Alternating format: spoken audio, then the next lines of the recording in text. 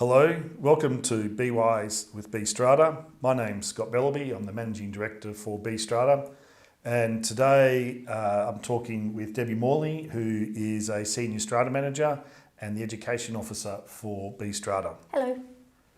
Today we're talking about dispute resolution and the State Administrative Tribunal. Now, in a previous video, I talked about occupier responsibilities and procedures regarding breaches of bylaws. One option for strata schemes after 3 breaches or 1 serious breach is going to SAT. Can you explain the State Administrative Tribunal, Scott? So the State Administrative Tribunal was established in 2005 as an independent body to help review and make decisions relating to civil, commercial and personal matters.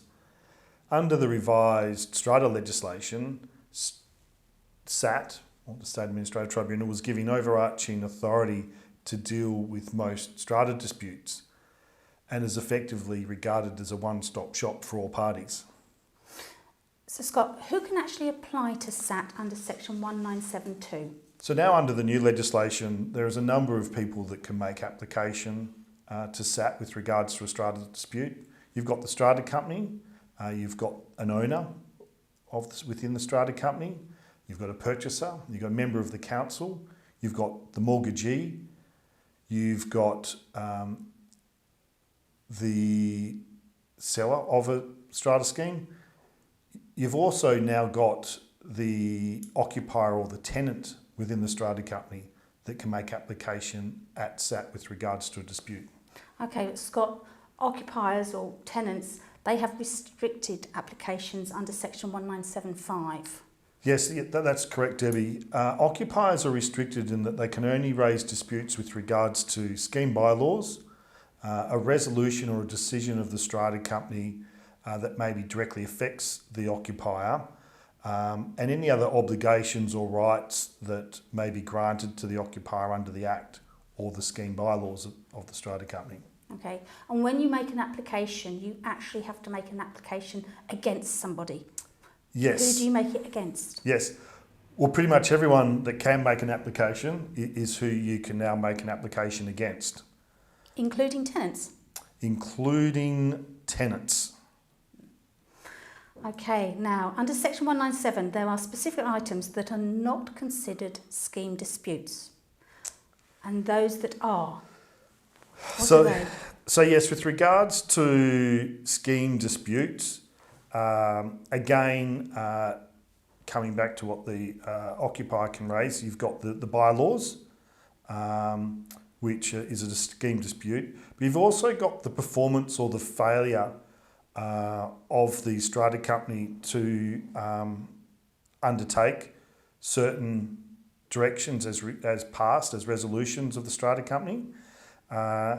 You can also raise disputes with regards to the performance or the failure of the strata company in enforcing the bylaws of the strata company.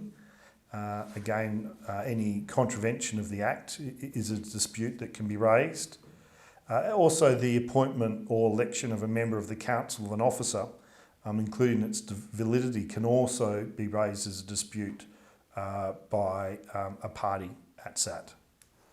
Okay, so under section 1973, what could be considered, or what are not scheme disputes? What are not scheme disputes? Well, this is probably a little bit more technical, but certainly a dispute with regards to the Planning Commission or some other planning authority is regarded as a dispute that can't be raised by a party at SAT. A dispute with the Register of Titles, a dispute with the Valuer General, a dispute about a contract or mortgage insurance, a dispute about an estate or interest in the land or the title is also not a dispute that would be listened to by SAT. Also a dispute about an amount owed as a debt or other amount owed under section 99(2) or clause 53E of the Act is regarded as not a dispute that would be heard by SAT. So where would that be dealt with? that would still be dealt at the Magistrates Court. And we've got a video about that later on in the series. So as a one-stop shop, the application to SAT it's relatively simple. But you have to be organised and have all your evidence lined up in documents ready to upload onto the State Administrative Tribunal wizard. The initial application cost is $135. However, there may be other fees charged if hearings are more than one day. What are your top tips, Scott, when using the SAT wizard to upload an application?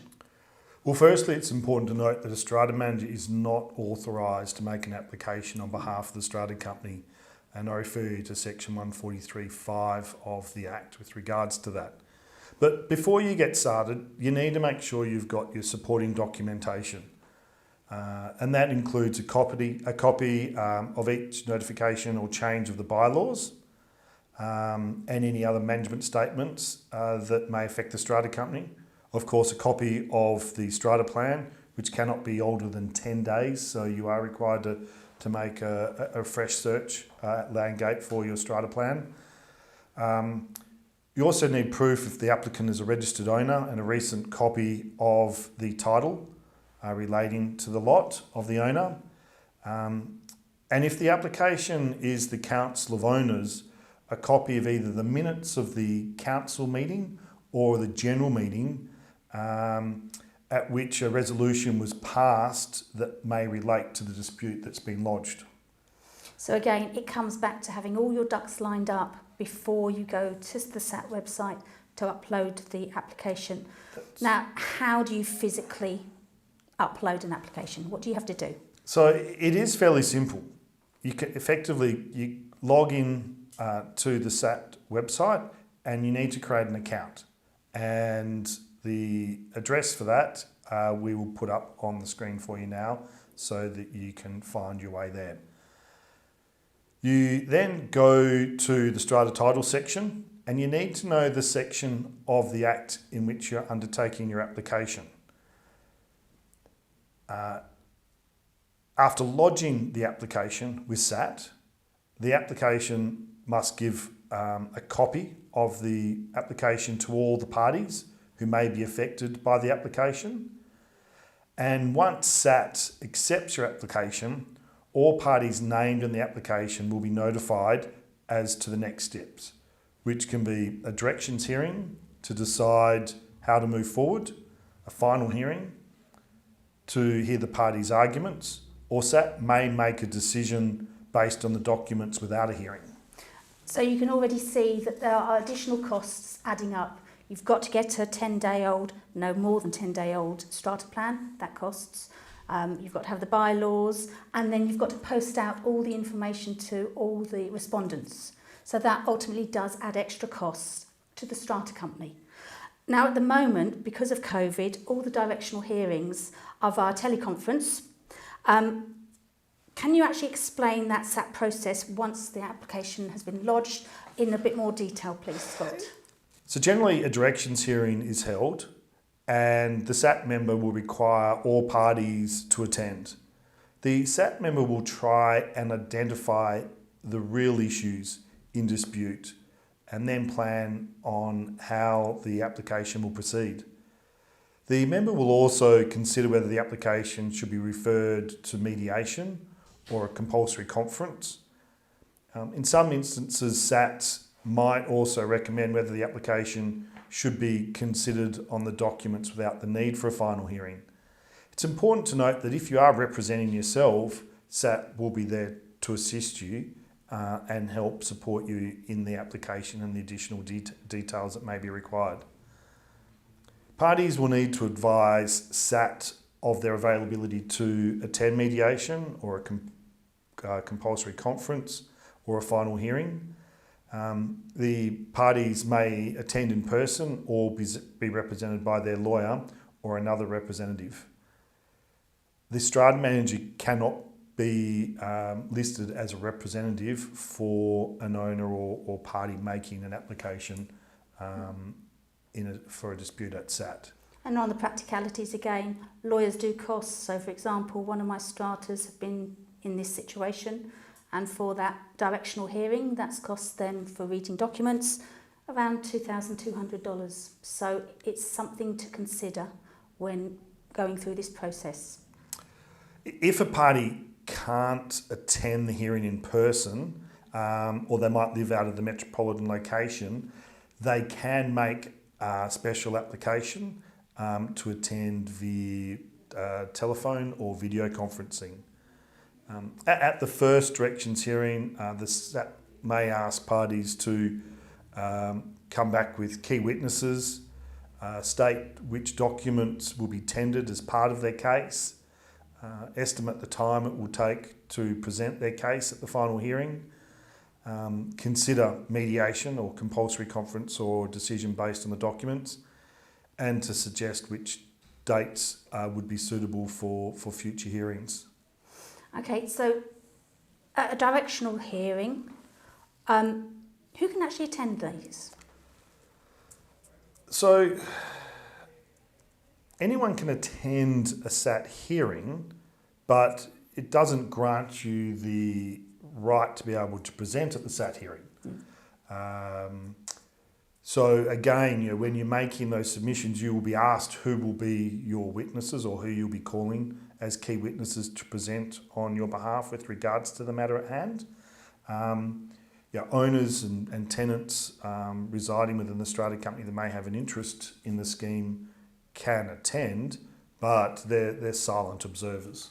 So it's the applicant and the respondent, or the respondent representative, because if it's the strata company, the Council of Owners would be the representative of the strata company, and the Council of Owners would have a named person that is the spokesperson, or they've employed a lawyer to be the spokesperson.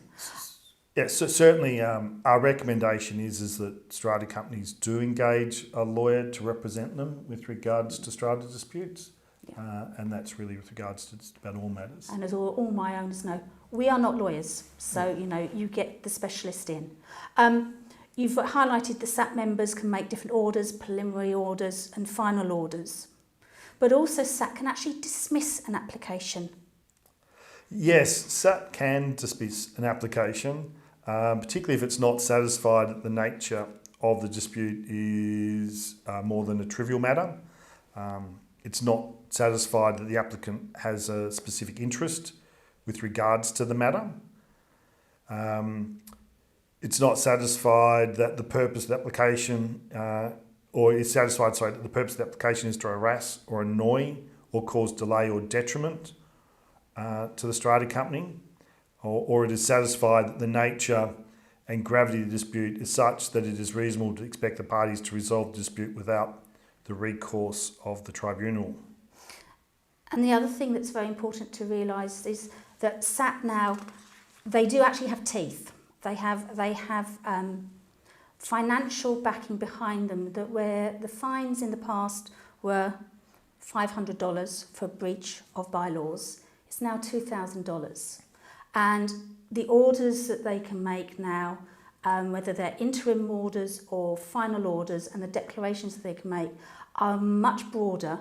And there's up to, $10,000 fine possible? That's correct. Section 200 lists all the orders that can now be handed down by SAT. It is a very broad list of categories.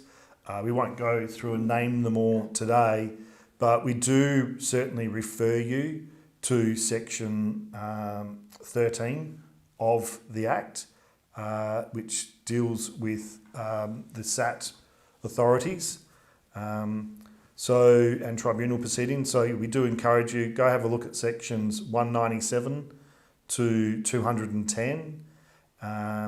If you are looking to undertake a dispute or pursue a dispute at SAT, we do encourage that you first seek legal advice. Yeah, and you do have to be organised, and you must have your evidence, and above all, have everything organised and ready before you even look at the website. Legal advice obviously is very, very important. Okay, if you have any questions on this, please do not hesitate to contact us, or if you've got any ideas for future videos, please email us on bewise@bstrata.wa.com.au. We look forward to hearing from you, and there'll be further videos on a variety of topics over the next few months. Thank you. Thank you, Debbie, and thank you to our audience for your continued support with regards to the Be Wise videos. We can hope to continue to push these out throughout next year, and we are certainly, as Debbie pointed out, looking for other topics that may be of interest to you and that we can cover going forward. Thank you.